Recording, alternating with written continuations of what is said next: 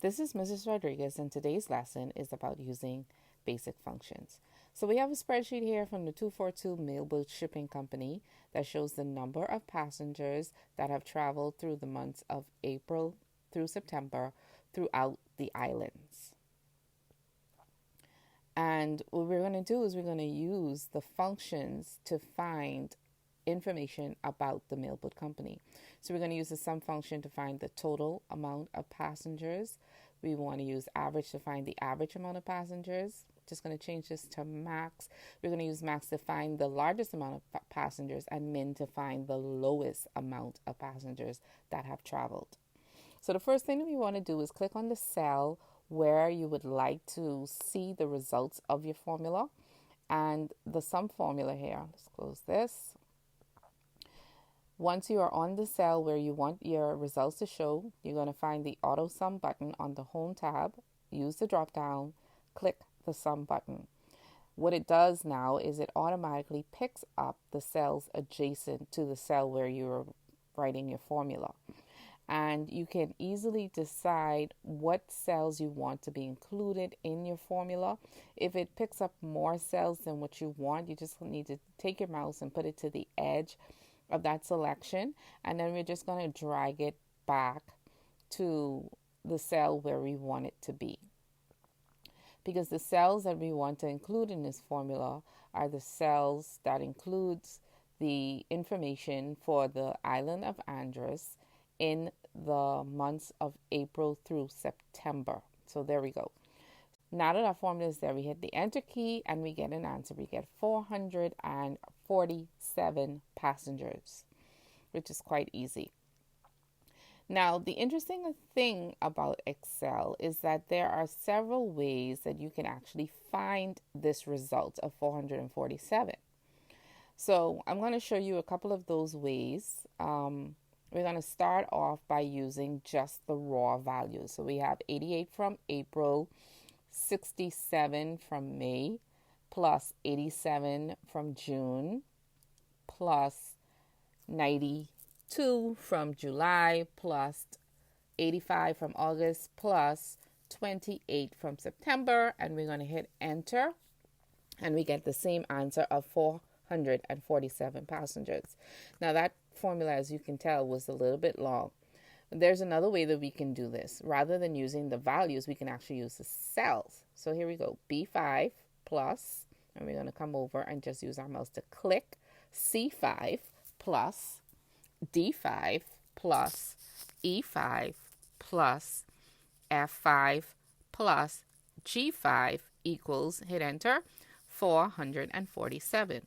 So there are three ways that you can accomplish the answer.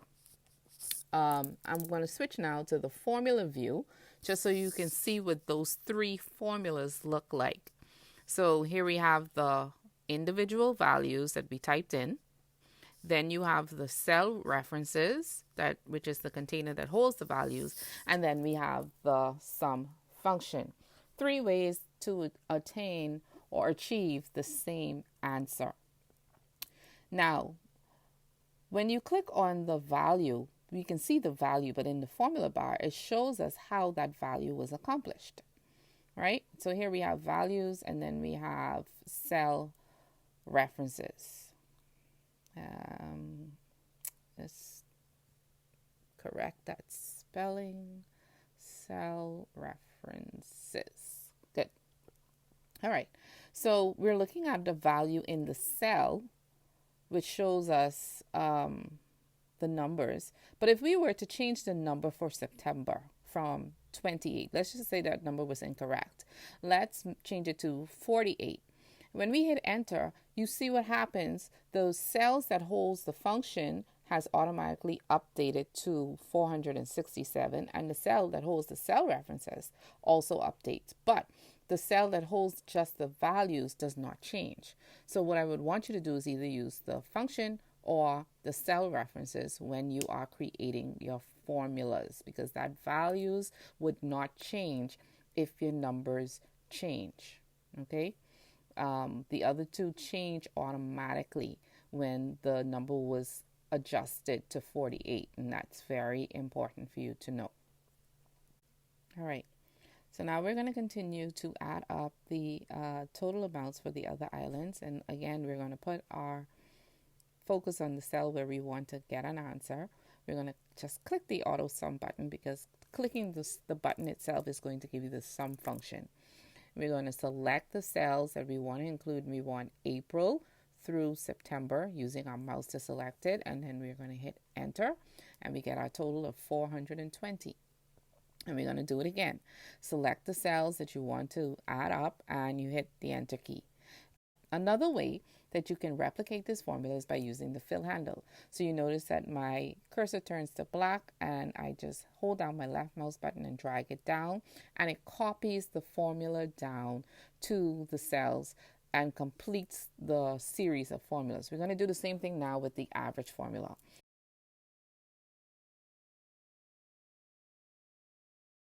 So we have our active cell chosen. We're going to use the drop down, click average, and then we're going to use our mouse to select the cells that we want to be included in the average, and we hit enter. And then we go back to the cell that we notice that we have some additional decimals. We want to remove those because you can't have 0.833 passengers. So what we're going to do is we're going to go up to the ribbon on the home tab, and there is this button here that is the decrease decimal button, and I'm going to press that one time for each decimal place that I want to remove. So we now have 78 passengers, and what I'm going to do is I'm just going to take it back. I add one decimal place so you can see it originally said 77.8, and then I remove the decimal and it rounds it up to the nearest whole number. And then this is my favorite way for us to replicate the formula. I'm just going to go to the fill handle and double click. Voila, magic. And it automatically fills out the series when you double click the fill handle. So we can finish this quite quickly now. We're going to go to the max function. And we're going to select the cells that we want to include. And then we're going to use our fill handle to complete the formula.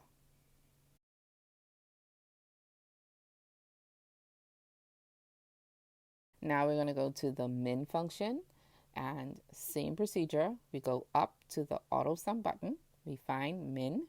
We select the cells April through September.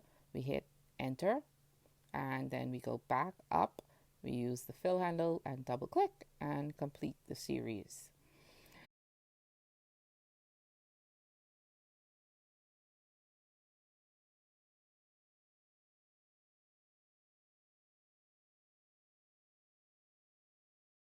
Also, if you go to the cell references, these formulas can actually be replicated through the fill handle as well, because it is using the cell references.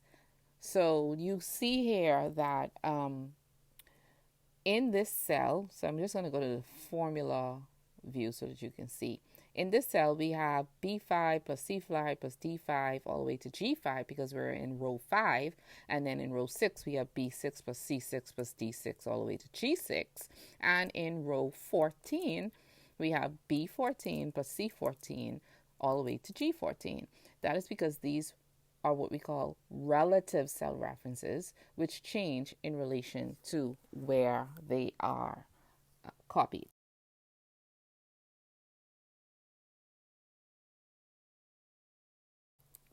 All right, so we're going to do the same thing now. We're going to add up the totals for each of the months, starting with April, and we put our cell where we want it, and we go to the formulas tab, we click sum, and it selects the cells, but we're going to use our mouse just to select the ones that we want. So this time we're going to go B5 to B14, hit enter, and you can actually use the fill handle here as well. Just grab the fill handle, hold down that left mouse button and drag it across, and it will automatically complete the series of sum functions for each of the months. Now we're going to do the same thing with the average function. We're going to go up, select the drop down, average, use our mouse to select the cells, hit enter, and we're going to drag that formula across, and we want to remove that decimal place. So we go back to the home function, decrease decimal button, and it decreases the decimal place for all. Okay, so for max, we're going to use the max function.